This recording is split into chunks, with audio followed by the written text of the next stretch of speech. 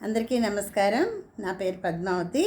నేను ప్రతిరోజు పెడుతున్న వీడియోస్ని మీరందరూ ఎంతగానో ఆదరిస్తున్నారు. నన్ను ఇంతగా సపోర్ట్ చేస్తున్న మీ అందరికీ కృతజ్ఞతలు. అయితే ఈరోజు మీ అందరి కోసం ఒక చక్కని కథను చెప్పబోతున్నాను.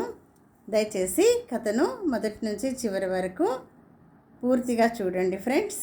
ఎందుకంటే కథ చివరిలో నేను ఒక ప్రశ్న అడుగుతాను. కథను జాగ్రత్తగా వింటేనే మీరు ఆ ప్రశ్నకు సమాధానం చెప్పగలుగుతారు. ఇప్పుడైతే కథలోకి వెళ్దాం ఫ్రెండ్స్. ఇద్దరు అన్నదమ్ముళ్లకు వాళ్ళిద్దరి ఊర్లకు మధ్యలో ఒక ఉమ్మడి పొలం ఉంటుంది. అంటే ఇద్దరు ఊర్లు ఎదురెదురుగా ఉంటాయి. ఇద్దరు ఊర్లకు మధ్యలో సరిగ్గా సెంటర్లో వాళ్ళకు ఒక ఉమ్మడి పొలం ఉంటుంది. వాళ్ళు ఆ పొలంలో ఉమ్మడిగా వ్యవసాయం చేస్తూ ఉంటారు. అయితే వాళ్ళు వాళ్ళ ఊర్ల నుండి పొలానికి రావడానికి నడవలసిన దూరం కూడా సమానంగానే ఉంటుంది. ఇద్దరు కూడా పెట్టుబడిని సమానంగా పెడతారు. ఇద్దరు కూడా ఒకే టైంకి పొలానికి ఉదయం వస్తారు. పొలంలో ఉదయం నుండి సాయంత్రం వరకు ఇద్దరు సమానంగానే కష్టపడి పనిచేస్తారు. సాయంత్రం తిరిగి ఇంటికి వెళ్ళేటప్పుడు కూడా ఇద్దరు ఒకే టైంకి ఇంటికి వెళ్తారు. అలా ప్రతి విషయంలోనూ వాళ్ళిద్దరూ సమానంగా ఉంటారు. పెట్టుబడి విషయంలోనూ, కష్టపడే విషయంలోనూ, అన్ని విషయాల్లోనూ పొలం కూడా వాళ్ళిద్దరిది సమానంగానే ఉంటుంది. అయితే వాళ్ళిద్దరు ఇలా కలిసి పనిచేసి కష్టపడి వ్యవసాయం చేసిన తర్వాత వాళ్ళకి దిగుబడి బాగా వస్తుంది. 100 బస్తాల ధాన్యం పండుతుంది. అప్పుడు అన్నయ్య అంటాడు కదా, మన ఇద్దరం కష్టపడి పనిచేసాము, సమానంగా పనిచేసాము, సమానంగా పెట్టుబడి పెట్టాం కాబట్టి ఇద్దరము 50 బస్తాలు చొప్పున ధాన్యాన్ని తీసుకుందామని అన్నయ్య అంటాడు.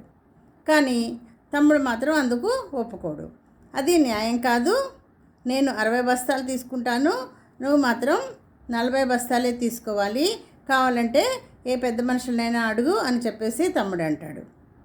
ఊర్లో కొంతమంది పెద్ద మనుషులను అడిగినప్పుడు తమ్ముడు చెప్పింది న్యాయమని వాళ్ళు కూడా చెప్తారు. అయితే తమ్ముడు చెప్పింది ఎలా న్యాయం?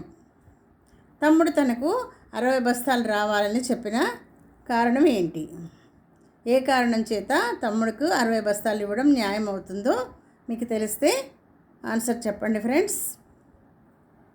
తమ్ముడు దానికి ఏం రీజన్ చెప్పాడో ఊహించండి.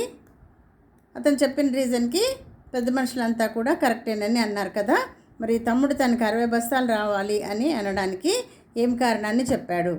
ఎందుకు తమ్ముడికి 60 బస్తాలు, అన్నయ్యకి 40 బస్తాలు మాత్రమే రావాలి? అన్నిట్లోనూ సమానంగానే ఉన్నారు. కష్టపడే విషయంలో సమానంగా ఉన్నారు. పొలం కూడా ఇద్దరికి సమానంగానే ఉంది. వాళ్ళు నడిచే దూరాలు కూడా సమానంగానే ఉన్నాయి. ప్రతి ఒక్కటి సమానంగానే ఉన్నది. కానీ తమ్ముడికి ఎందుకు ఎక్కువ వాటా రావాలి? మీకు కనుక ఆన్సర్ తెలిసినట్లయితే కామెంట్ బాక్స్లో రాయండి. ఒకవేళ మీకు ఆన్సర్ అర్థం కాకపోయినట్లయితే రేపటి వరకు వెయిట్ చేయండి ఫ్రెండ్స్. లైక్ చేయండి, షేర్ చేయండి, సబ్స్క్రైబ్ చేసుకోవడం మాత్రం మర్చిపోకండి.